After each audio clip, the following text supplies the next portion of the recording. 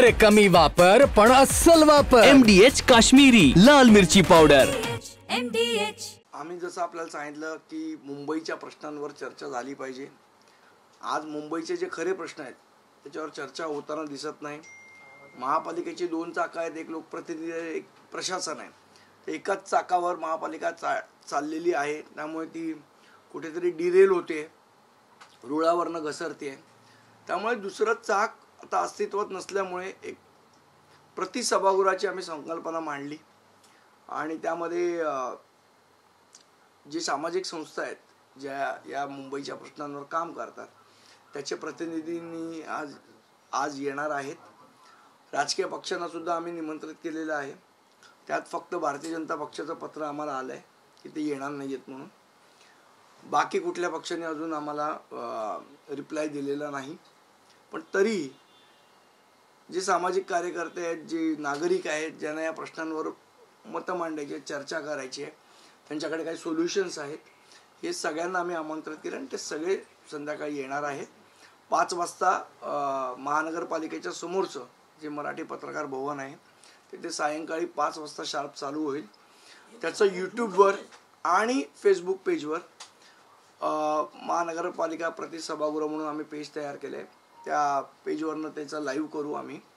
त्याचप्रमाणे मला सांगायला खूप आनंद वाटतोय की ज्येष्ठ पत्रकार आणि ज्येष्ठ राजकीय विश्लेषक श्री संदीप आचार्य हे आजच्या सभागृहाचं महापौरपद भूषवणार आहेत. आणि आम्ही शक्यतो हे सभागृह न्यूट्रल असेल, कुठल्याही पक्षाचं म्हणजे जरी मनसेने आयोजित केलं तरी त्याचं न्यूट्रल राहिलं पाहिजे ही आमची संकल्पना होती. त्यामुळे महापौरपद कुठल्याही राजकीय पक्षाला न देता आम्ही ते एका न्यूट्रल व्यक्तीला दिलेलं आहे. आणि त्यांचा महानगरपालिकेचा अभ्यास, त्यांनी महानगरपालिकेमध्ये केलेली पत्रकारिता मला असं वाटतं सर्वश्रुत आहेत, ते सुप्रसिद्ध आहेत, त्याच्यासाठी स्पष्ट बोलण्यासाठी प्रसिद्ध आहेत.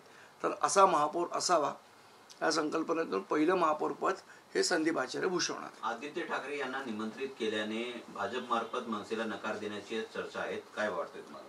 नाही, मला वाटायचं नाही. त्यांनी त्यांच्या पत्रात लिहिलंय, मी वाटून काय करू.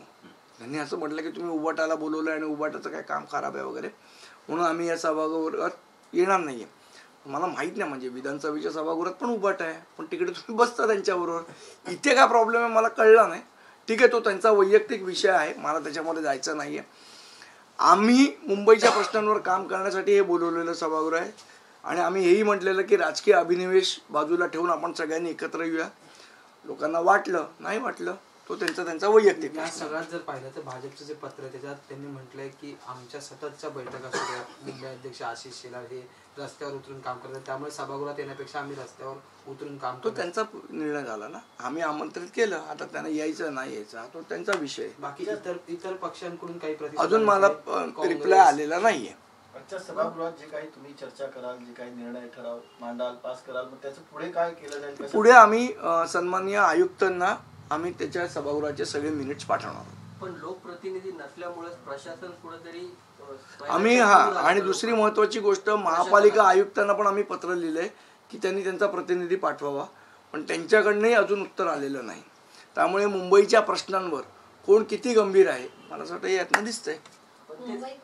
लोकप्रतिनिधी नसल्यामुळेच जो आता महापालिकेत स्वैराचार म्हणजे कामं होताना दिसत नाही, लोकांना कोणाला जाऊन भेटायचा, प्रश्न कोणाला मांडायचे हे समजत नाहीये. त्याच्यामुळे आता हे सर्व करायची शेवटचा हा पर्याय राहिलाय का? कारण त्याच्याशिवाय काय पर्याय? हो, शेवट कुठेतरी एक व्यासपीठ तुम्हाला लागेल ना. ते व्यासपीठ तयार करण्याचा, मी सर्व पक्षीय व्यासपीठ तयार करण्याचा प्रयत्न करतोय. तर सगळ्यांनी साथ दिली असती तर आनंद झाला असता. नाही, आयदर युअर वे ऑर हाय वे. एकीकडे भाजपने जसा पत्राद्वारे सांगितलं की आम्ही येऊ शकत नाही, त्याच्यात ठाकरे गटाचा मुद्दा उपस्थित केला, पण यात आणखी एक मुद्दा आहे की मागच्या आठवड्यात ज्या महत्वाच्या चर्चा राजकीय वर्तुळात त्याचा या सभागृहाशी काही संबंध नाही. त्यामुळे चर्चा होती त्याच्या आधी मला असं वाटतं आम्ही 1.5 महिना आधी सभागृहाची संकल्पना मांडलेली, आपल्या सगळ्यांसमोर मांडलेली होती. त्यामुळे त्याचा याच्याशी काय संबंध आहे मला कळला नाही. आता कोणी काय संबंध लावायचा ज्याचा त्याचा प्रश्न आहे. मुंबईकरांसाठी एक महत्त्वाचा प्रश्न म्हणजे पावसाळा आणि पावसाळ्यापूर्वी होणारी कामं जी महानगरपालिकेवर अपेक्षित. आज जर आपण बघितलं तर तोच विषय घेतलेला आहे आपण. आपत्कालीन व्यवस्था या सगळ्या गोष्टी ज्या येतात त्या डिझास्टर मॅनेजमेंटच्या अंडर येतात. नालेसफाई असेल, पाणी तुंबणं असेल, बाकीच्या गोष्टी, तर तोही विषय आपण घेतलाय. आरोग्याचा एक विषय महत्त्वाचा आहे आणि रस्ते तर आहेच, जी दुरावस्था झाली आहे ठिकठिकाणी खोदले, या सगळ्या विषयावर चर्चा होईल.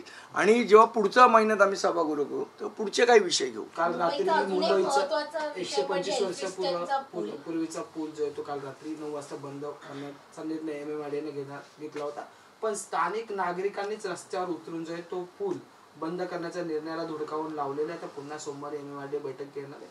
कसं मला असं वाटतं MMRDA लोकांना विश्वासात घेऊन करायला पाहिजे. कसं आहे, तुम्ही पूल बंद करताय त्याची पर्याय व्यवस्था काय देणार आहात?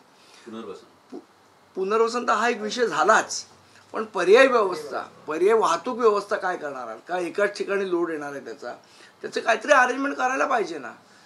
स्थानिकांना काही विकासाचा विरोध नाहीये, पण ऑल्टरनेट अरेंजमेंट करून देणं हे MMRDAचं काम आहे. MMRDAने हरकती मागून घेतल्या त्या वाहतूक विभागाने, दिलेलं ना लोकांनी तिथल्या हरकती दिल्या, पण त्याच्यावर चर्चाच झाली नाही असं स्थानिकांचं म्हणणं तेव्हा आहे. कसं आहे, प्रमाणपत्र देण्यात आलं. जेव्हा हरकती येतात तेव्हा त्याला हिअरिंग देणं किंवा सुनावणी देणं गरजेचं असतं. ते सुनावणीच MMRDAने दिली नाही. तुम्ही फॉर्मॅलिटी म्हणून फक्त हरकती मागवल्या आणि तुम्हाला मला जे करायचं तेच मी करणार असं होत नाही ना. जेव्हा तुम्ही हरकती मागवता त्या हरकतीवर हिअरिंग पण झालं पाहिजे, सुनावणी झाली पाहिजे. सुनावणीच झाली नाही. वाहतूक विभागाने थेट ना हरकत प्रमाणपत्र दिले. कोणाचं नेमकं गणित कुठं कोणाचं बिघडलं काय नाही, मला असं वाटतं हेच गोष्टीची चर्चा आजच्या सभागृहात होईल की हा मनमानी कारभार झाला ना. तुम्ही लोकांच्या भावना लक्षात घेत नाही, त्यांची पर्यायी व्यवस्था करत नाही. त्याच्यावर काय पर्याय, याचं खरं तर सभागृहात येऊन महापालिकेने किंवा MMRDAने उत्तर दिलं पाहिजे.